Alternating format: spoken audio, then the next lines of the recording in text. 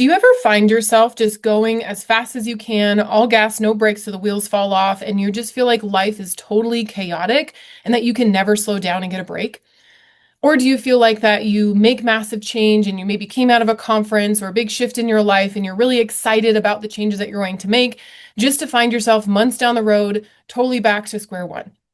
Well, today I'm going to talk about a very simple system that I believe can apply to anyone, anywhere in their life, whether you're single or married, whether you have a family, whether you're building a Fortune 500 company. This system is so simple that it will truly help you get out of the chaos. It will help you simplify your life and to feel calm and connected, that even when things get off track a little bit, you don't stay off track.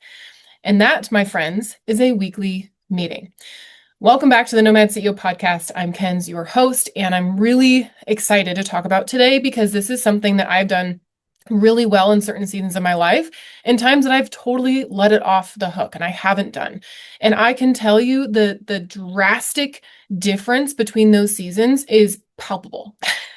I feel it in my bones. And so if you've ever done a weekly meeting with yourself or with your spouse, and if you're a business owner, you probably do them with your team, then you understand the importance of it. And sometimes what can happen is we don't know the gravity of how powerful a habit is in our life or a system in our life is until we stop doing it.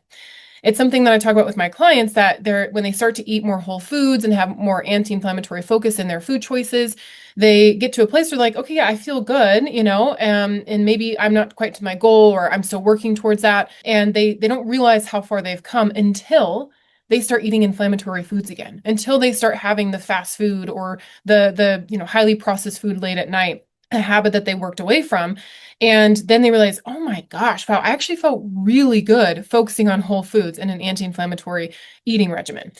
And so that can be the same thing here. So please understand, I would encourage you, if you don't currently have this habit in your life, to listen up today to the benefits of that, because I really believe that you'll be sold on it by the end.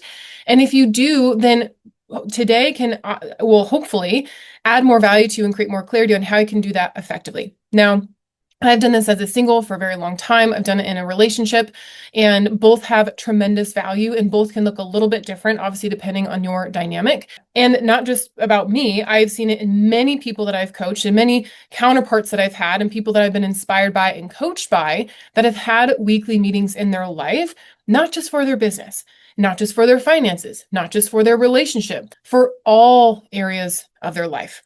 And so what is a weekly meeting? A weekly meeting is a designated time and day every single week where you sit down, and ideally, for most people, they operate best having an actual agenda, a checklist of items that they're going to go through that touch all areas of life, from, say, their relationship, if you're married or dating, to their finances, to what went out this last week or last month or last year, and what is going to come out, what's coming in, creating clarity, being very honest about that. Your health. I think this is one of the things that a lot of people don't look at, that I found in coaching, is they don't have that weekly meeting, number one.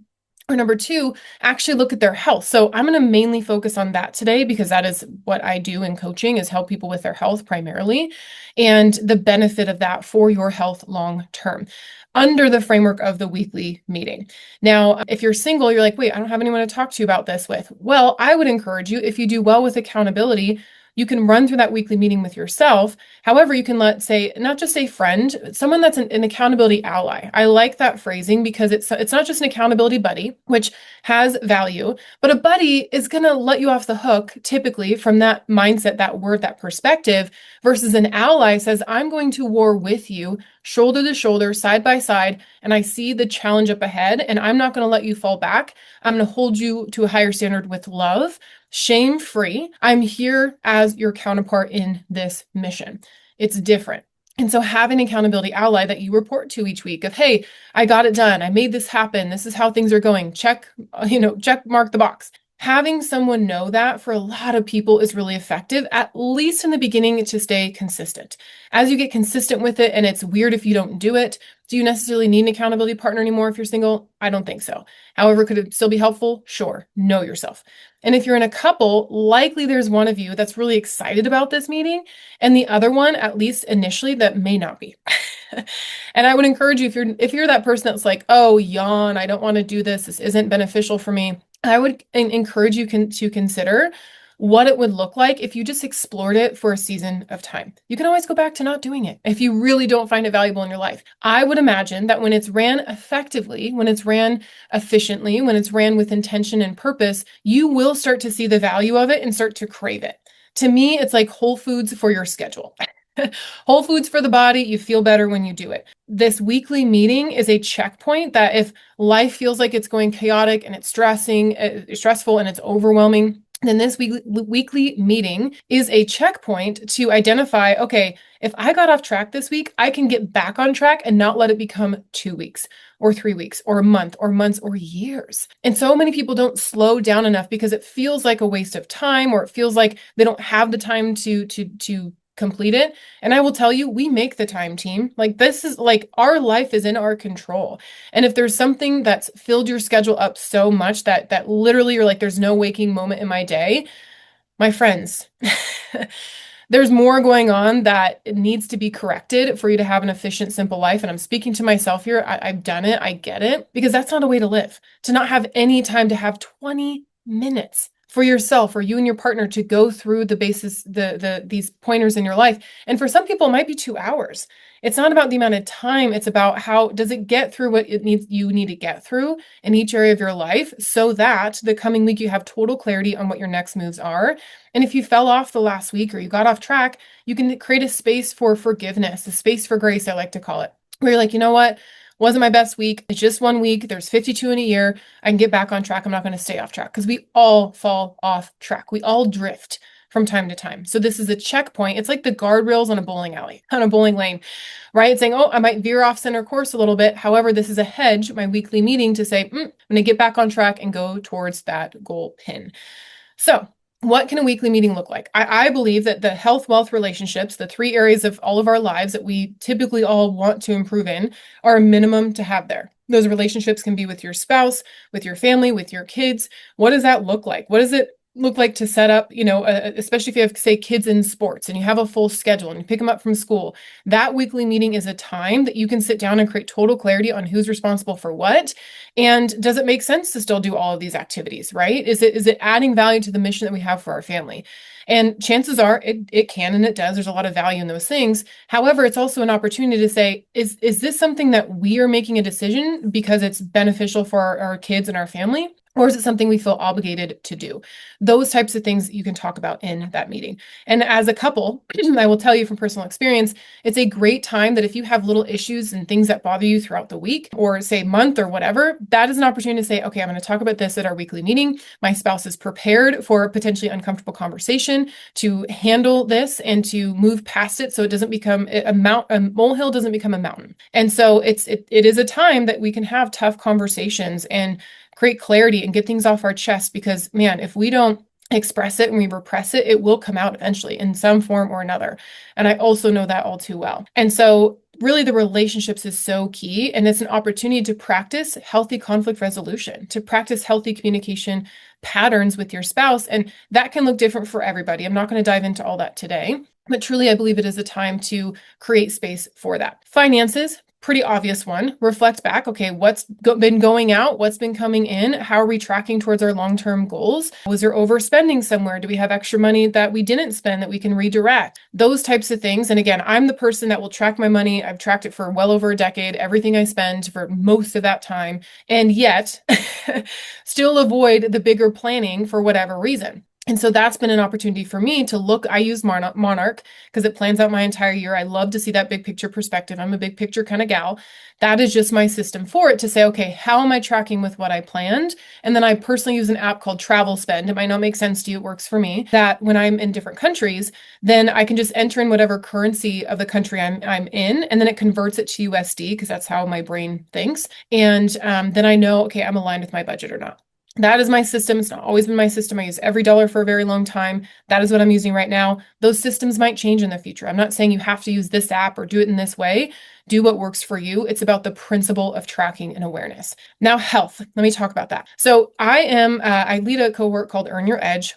And it is a 8 month long program right now. And we meet over Zoom the first month every week. And then after that, every other week. And I love this program. It's literally like one of my biggest passions because it's everything that I wish I had. And in the first month, we dive into our vision, our values, how we want to move and live and feel at 100+ years old, and get really nitty gritty specific with that and create total clarity on what that looks like. And then we talk about our goals and accountability around those goals. And we do 3 6 week challenges, and they're not just a weight loss challenge, they're a behavior based challenge for sustainable long term change. And however, that is aligned with our long term vision. So we do 3 6 week challenges in the middle 6 months of those 8 months. And so in the beginning, we're setting up total clarity for those challenges. In this process, at one of those preliminary meetings that I run, we go over the boxes in our life that we have, the hats that we wear, the layers in those boxes. So what does that mean? One box could be for me, it's my personal faith. Another box is my health. Another box is my business. Another box is my relationships. So my brain can only handle 5, maybe a mentor of mine said everyone has 5 boxes in their brain, plus or minus 3. So potentially up to 8. 8's a lot, in my opinion. And so, however, in those boxes, like in my business, I have different hats that I wear. I have a coaching hat, I have a business owner hat, so on and so forth. And so that just helps me create clarity in my brain. But in my weekly meeting, I then look at those priorities in my life and my values, and then apply that to a time block. I appreciate a time block because it gives us the metrics and the numbers, just like a budget. We can't negotiate with that. Like we all have 24 hours in a day. It just is what it is. However, I also believe that we create the time block. However, we have to understand the energy behind what we plan with our time. So to me, it's more of an energy block. We have different energy levels throughout our day. So when it comes to our health, we can then put in there, okay, when am I going to work out?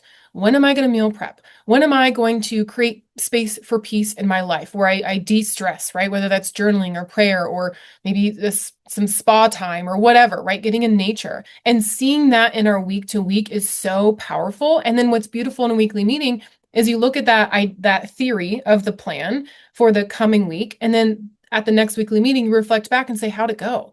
Did I work out when I said I was going to work out? Did I meal prep when I said I was going to meal prep? If I didn't, then why not?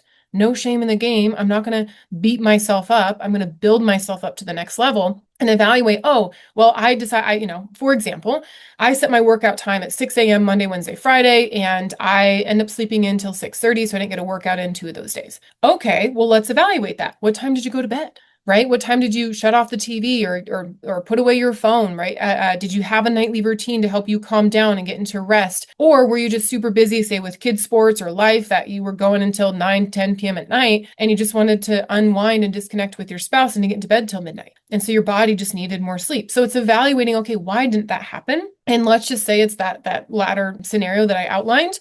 Okay, well, what would it look like if we can create boundaries and say no to certain things, so we're not busy until 9 or 10? What does that look like? So that, or maybe we decompress before then, or we set up a simple system to help us do that faster and allot time on a weekend where we can really connect with our spouse longer, more intentionally. And I'm just saying an example. This is not to be the case. Maybe it's a shorter time during the week. Maybe it's 10 minutes or half an hour, so that you can get into bed by, say, 10 o'clock and you're falling asleep, so that when you wake up at 5:30 in the morning, you can get to the gym by 6. That is what a weekly meeting will do, because our intention is one thing. Our intention is very important. Don't get me wrong. However, the intention itself is not going to get the job done. We have to act. And if we're not acting consistently, then that's a sign that something in the system is off, whether that's boundaries with our time or our commitments. Another thing is when it can also say, hey, no, I actually have all of that set up and yet I just still don't fall asleep. Okay, well, let's look at the last time you're eating. Let's evaluate your hormones. Let's evaluate your day-to-day life. Are you getting out into the sunshine every day to help reset your circadian rhythm? Are you eating a super carb-heavy meal at night and then your blood sugar spikes and you're on this roller coaster, so it disrupts your sleep? So we can start to evaluate when we have that data. And the beauty of doing a weekly meeting, in my experience, in my opinion, you need at least 90 days of data, of reflecting on that, to sometimes really even identify what's going on. Or there might be a number of things, maybe it's time and the boundaries of eating, blah, blah, blah, to start to make some corrections so that you can sustain that life. So to me, a weekly meeting is an opportunity for continual reflection and projection. thinking back, planning ahead. And in our health, I just don't think most people do that, number one. And number two, if they do, it can be really shame-based. It's really like, how dare you? You suck. Like you're never going to get there. And like, that is not helpful thinking. Not helpful thinking. I was actually listening to a podcast. Sarah Jafar sent it to me. She's in our World Changers community. Love her. She sent it to our group messaging. It was an interview with Layla Hormozi and Jay Shetty. So awesome interview. Highly recommend. And Layla was saying something, and I don't remember the exact question. It just stuck out to me of like, Jay asked her, what's the number one reason why people aren't successful? And she had said along the lines of, they don't manage their mind.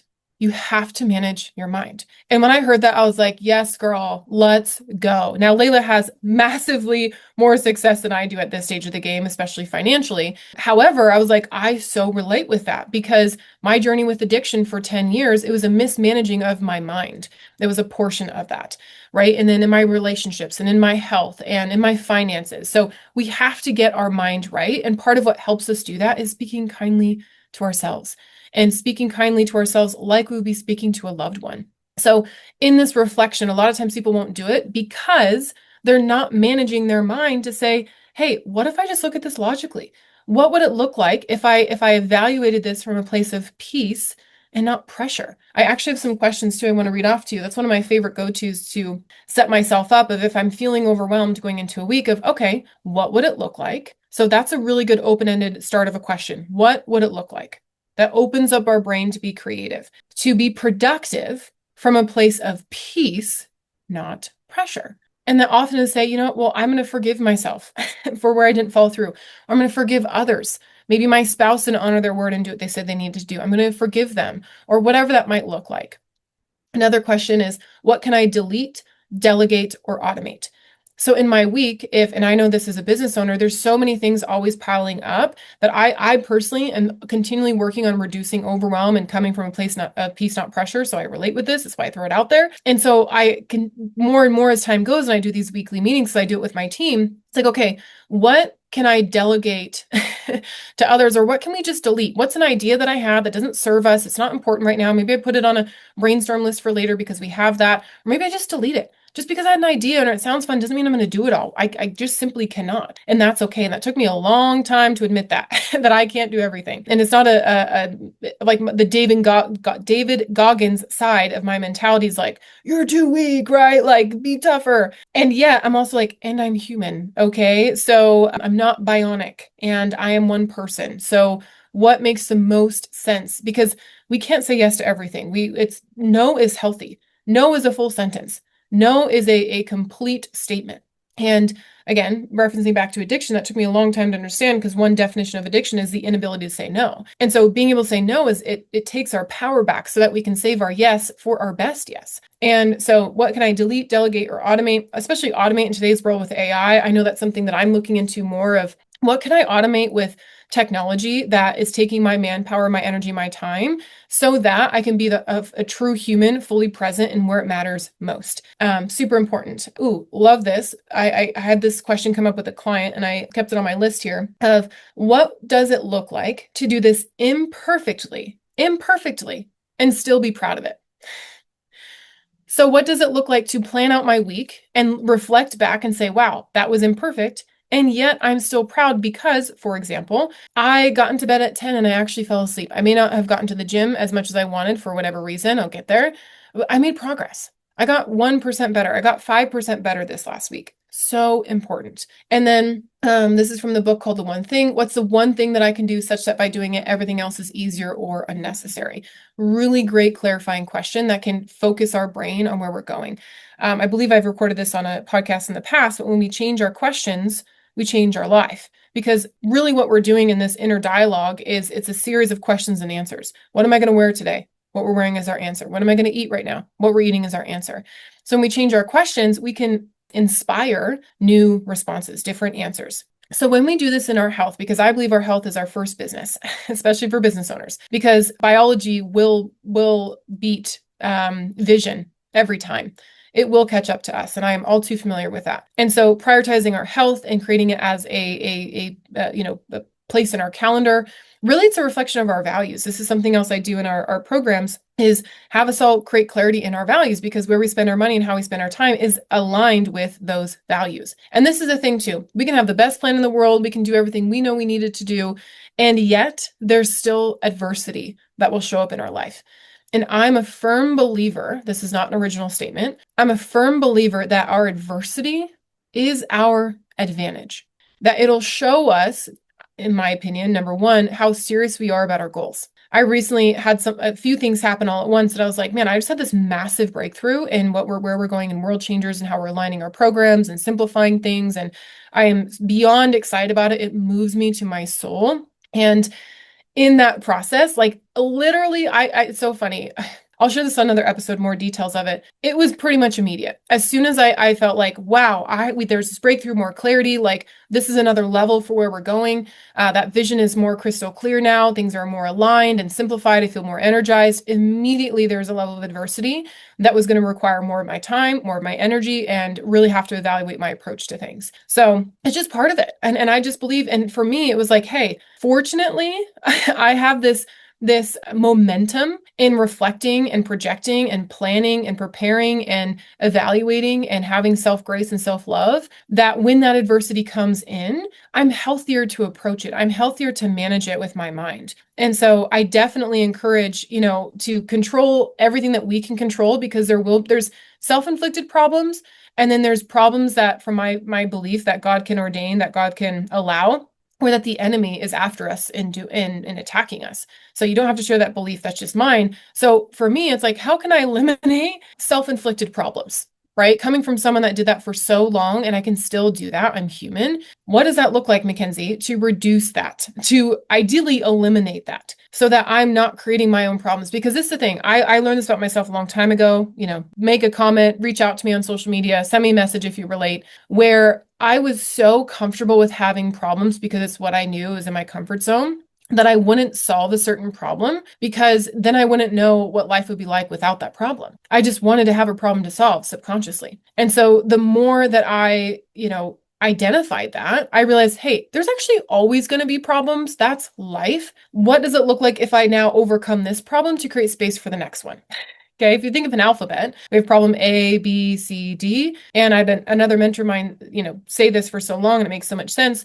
A lot of times we'll come back to problem A again and again and again and again, typically because we're subconsciously comfortable with, in our set point is having problems and having that problem. And so a lot of this process and this system of a weekly meeting reveals how much of the adversity that comes in is mine to own, that I created. How much of it is the same problem?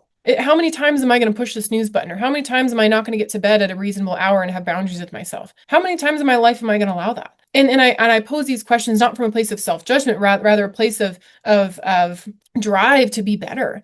Because I do believe in that balance of space for grace and a space to level up. And I do believe that grace comes before the rise. And so when we offer that, we're like, okay, I forgive myself and still I'm better. So be better. And it's not a shameful place. It's an exciting place. It's a place where you have an edge and you have a grit about you that is required, in my opinion, to elevate to that next level. So for whatever it's worth, these are some thoughts around having a weekly meeting in your life. I believe same time, same day, each week is so important. And I will throw this out there. For some people, it might just be like, hey, we're going to have our weekly meeting, say as a couple, before Tuesdays at noon. So the latest we can start is 11 a.m., but based off our schedule, maybe we start at 9 a.m. some weeks. Our hardcore cutoff time is noon, and you just have to honor that. And ideally, it's the same time. I also know and believing I was telling a client of mine, I was like, hey, we're going to time block your week and outline this.